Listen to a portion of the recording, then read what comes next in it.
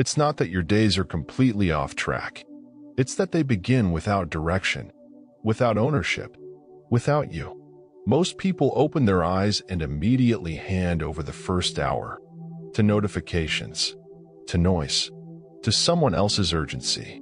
They don't mean to, but in that single unconscious choice, they give away the most valuable piece of time they have. Before their feet even hit the floor, their energy is already spoken for. And then they wonder why they feel disconnected, why the day always seems to move faster than they can catch up, why there's a lingering sense that something is off, even when everything looks fine. The first hour is a mirror. It reflects what you actually value, not what you say you do, but what your actions declare. You say growth matters, but do you grow in that hour? You say peace matters, but is your mind already racing before you've even sat up in bed? This hour doesn't just set the tone, it sets the identity. Because who you are in your first 60 minutes is often who you'll be in all the rest.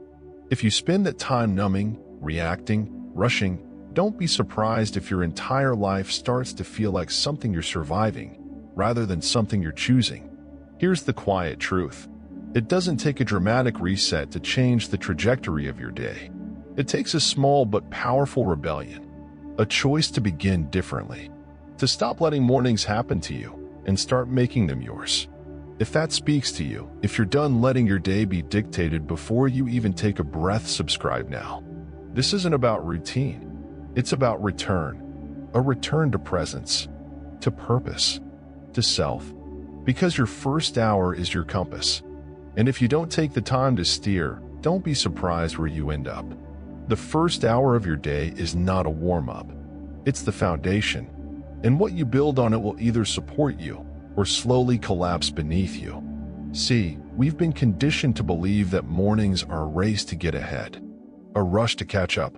But in truth, that early hour is your one opportunity to create alignment before the world intervenes. It's the only time when your energy is fully yours, not diluted by opinions, not redirected by demands, not hijacked by urgency. And what you choose to do with it sends a direct message to your subconscious. This is who I am. This is what matters today. Not the chaos of your inbox, not the false pressure of someone else's schedule, but clarity, intention, direction. You don't need to overhaul your entire life. You need to reclaim this 1 hour. Because the truth is, if your morning belongs to everyone else, your life eventually will too. That first hour is where your beliefs take shape. It's where values become visible, and it's where identity is either reinforced or forgotten. Are you using it to connect with who you want to become, or just to maintain who you've been told to be? When you treat the first hour with reverence, it starts to work in your favor. You stop starting from chaos. You begin from center. And that shift, quiet as it may seem, is powerful. It moves you from reaction to authorship, from noise to clarity, from drifting through life to designing it. This isn't about becoming more productive. It's about becoming more present. Because if the foundation is clear, the rest of the day doesn't have to fight for alignment. It simply follows your lead. Stephen Covey didn't teach productivity. He taught principled living. And the first principle? You are not a product of your conditions. You are a product of your decisions. He called it proactivity. But it wasn't about being busy. It was about leading yourself, especially when no one's watching. And what better example of that than your first hour? Covey believed that how you begin determines who you become, not because of what you do, but because of what you prioritize.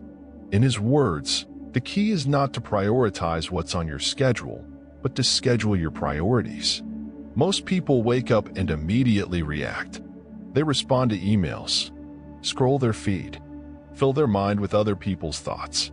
And in doing so, they fall into what Covey warned us about, a life of urgency over importance.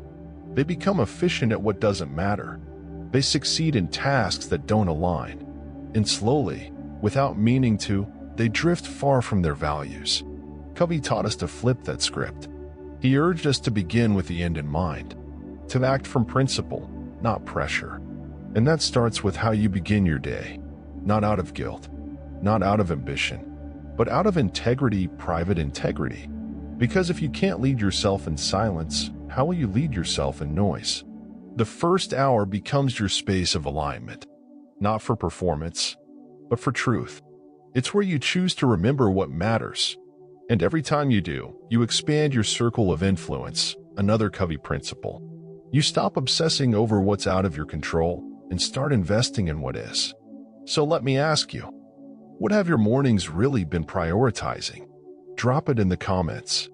No pressure, just honesty, because that's where clarity begins. So how do you use the first hour of your day wisely without turning it into another rigid routine? You start by protecting it, not with discipline alone, but with meaning. That hour is not a time slot. It's sacred ground. You don't fill it with noise. You design it with intention. The first step isn't action. It's awareness. Wake up and notice how you feel before your phone tells you what to think.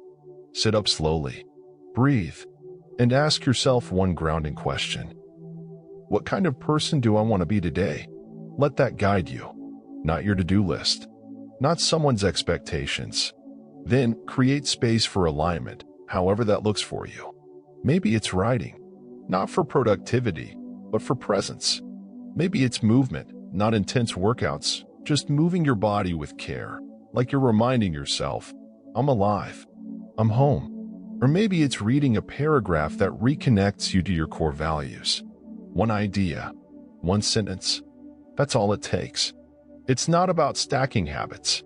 It's about starting from self-leadership. Here's a simple framework you can return to any time. 1. Remember who you are. Look inward, not outward. A journal, a breath, a sentence. 2. Align your energy. Move. Hydrate. Step outside. Let your body catch up to your soul. 3. Choose your posture, emotionally and mentally. How do you want to show up for yourself and others? And then pause. Because even if you only did that, even if the rest of your day was unpredictable, you started rooted. You began with authorship. That's not small. That's leadership. That's transformation. You don't have to own the entire day. You just have to own the first hour.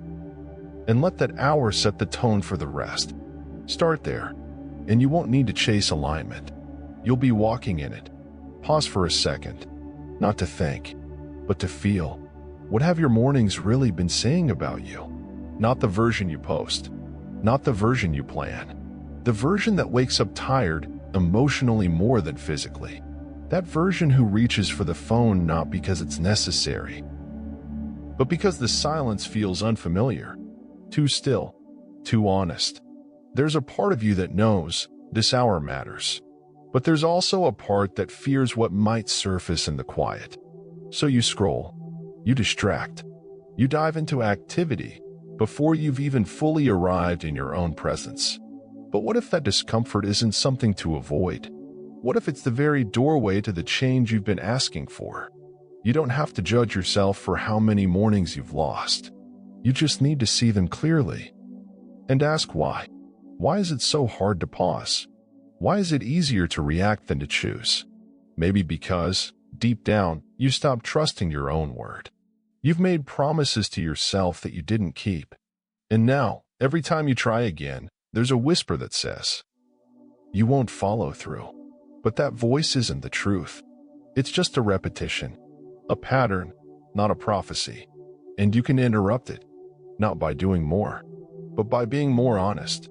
Ask yourself, what am I avoiding each morning?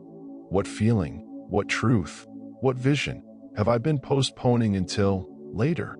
And if this video helped you pause long enough to feel that, even for a breath, leave a like, not as a gesture of approval, but as a signal to yourself. I'm still here. I'm still listening.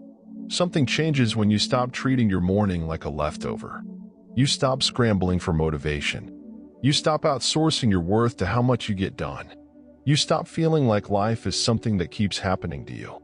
Instead, you begin from identity. You wake up not to perform, but to remember who you are. And when you remember, everything shifts. You're no longer the person who wakes up and reacts. You're the one who creates space before responding. You're no longer the one trying to keep up. You're the one setting the tone. That first hour becomes more than a habit. It becomes your mirror.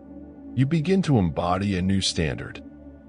Not because someone told you to, but because something inside you finally aligned.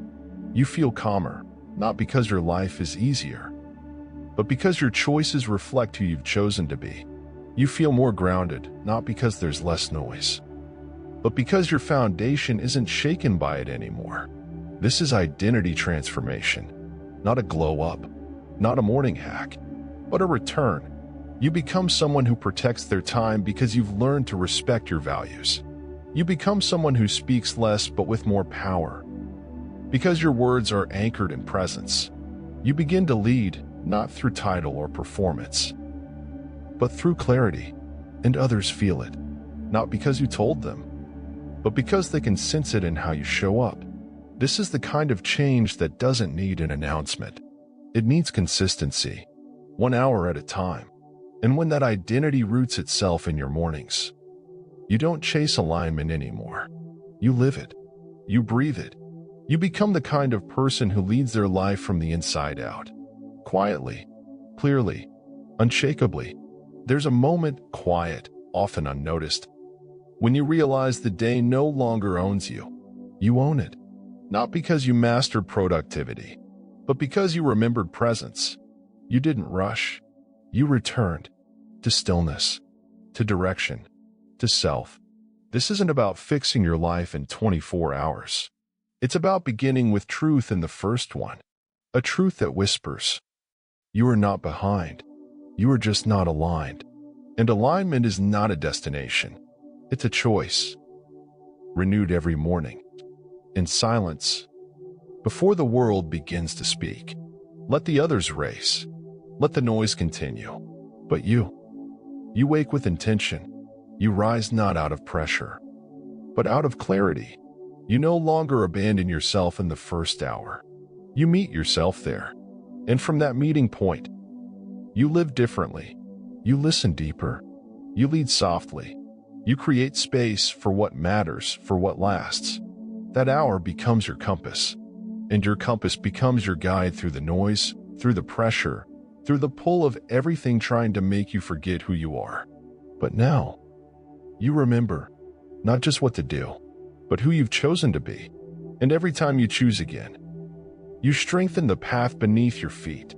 You're not just building a morning practice. You're building a life. So take this with you, not as a script to follow, but as a rhythm to return to, a breath, a pause, a quiet yes. And if something in this message stirred something real in you, a memory, a longing, a sense of self, subscribe, not for content, but for continuation, because the hour is waiting, and so are you.